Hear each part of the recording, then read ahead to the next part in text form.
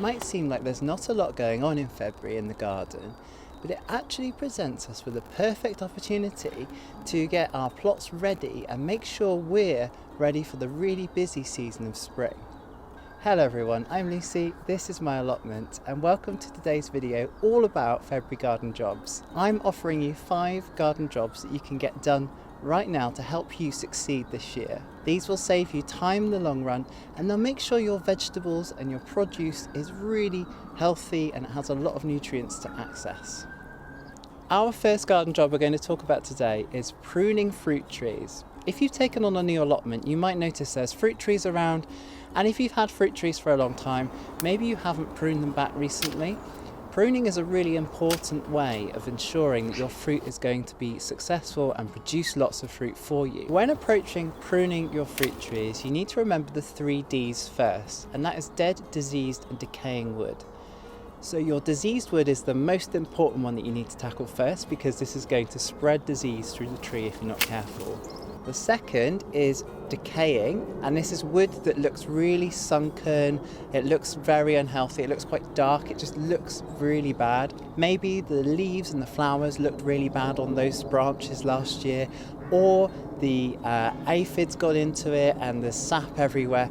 These types of branches are quite noticeable in the late season. It's a good idea to mark them when they appear, and you can chop them back in the summer, but it's a good idea to also just double check that your fruit and your wood is healthy in the winter. Dead wood is wood that's gone brown all the way through. It looks really dead. There's no green chlorophyll or anything going on in it. There's no production at all. This means that the plant is still putting energy into that dead wood, so you can cut it back and you'll get lots of lush green growth coming through. Another thing to consider with pruning your fruit trees is making sure that any overlapping branches like this come out. So you want to make sure that there's nothing is crossing, because what's going to happen here is you're going to get water or moisture, and that's going to be a breeding ground for disease and for other problems. As spring approaches, I'd love to have you along for my growing journey. Why not hit the subscribe button down below and hit the notification bell so you get my videos as they drop. I'll be offering you lots of advice and inspiration to take away in your garden. Whether you're a new gardener or someone who's been gardening a long time, there's always something to learn on this channel, and I will make sure that we build this lovely, thriving community through the year. Our second job today is to get mulching your beds. You want to tidy up your beds, and you want to directly mulch on top of your beds. If you still have old woody plants from last year, you can pop the mulch straight onto them.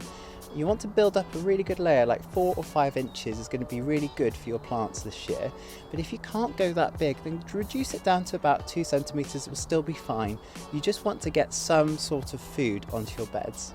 Focus as well on the areas you know you're going to grow vegetables, and don't worry so much about flowers or any other things, spaces in between, because compost is an expensive sometimes resource, so we have to be a little bit sparing about where we put it. Mulching your beds now will also reduce down the amount of weeds that you get this year. Weeds need light and lots of water and nutrients to grow, but if you keep covering them over with layers of compost, you will get fewer and fewer weeds, especially if you're keeping on top of your weeding, and you'll find that your life is a lot easier. The other benefit of mulching is it's really good for water retention. If you leave your soil quite bare and you don't put any compost on it at all, you'll notice it turns into a really hard shelf in the summer. However, if you can get compost into your soil and on top of your soil, then all the worms and the microbes will break that down and they'll build really good structures. Your soil will have more water retention, more nutrients for your plants, and it will just be a thriving ecosystem under there. This leads us on to our third job today, and that is composting. Composting is one of my favourite things to do because it saves you money. If you can get access to wood chip, and you can get access to things like manure or food waste or greens and weeds and grass clippings, you can mix them all together, make a really nice hotbed or a hot compost heap. You can use that heat to raise seedlings, or you can just keep it as a hot compost heap and it will be ready to use in 2.5 months. It'll be sort of like a mulchy kind of substance underneath, and you can put that on top of your beds and you can still grow into it. I wouldn't use it for raising seedlings yet, but it will be perfect for feeding the plants later on in the year. And wood chip is free quite often from local tree surgeons, you can ring them up or you can find out their details. You might have one on your street.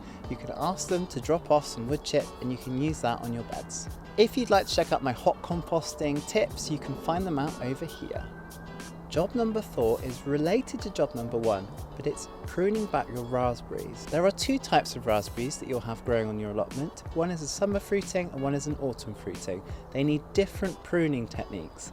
I will make a full video about this in February, so make sure you're subscribed to my channel. Summer fruiting raspberries need to be pruned back on the canes that fruited last year. And now you'll know these ones because they'll feel really woody. If you try and snap some of the canes, I wouldn't recommend doing this to all of them, but if you snap a few of them, they feel quite hollow and woody and you shouldn't see any green inside. You do need to be careful with summer fruiting raspberries and pruning them back. You want to prune all of them back.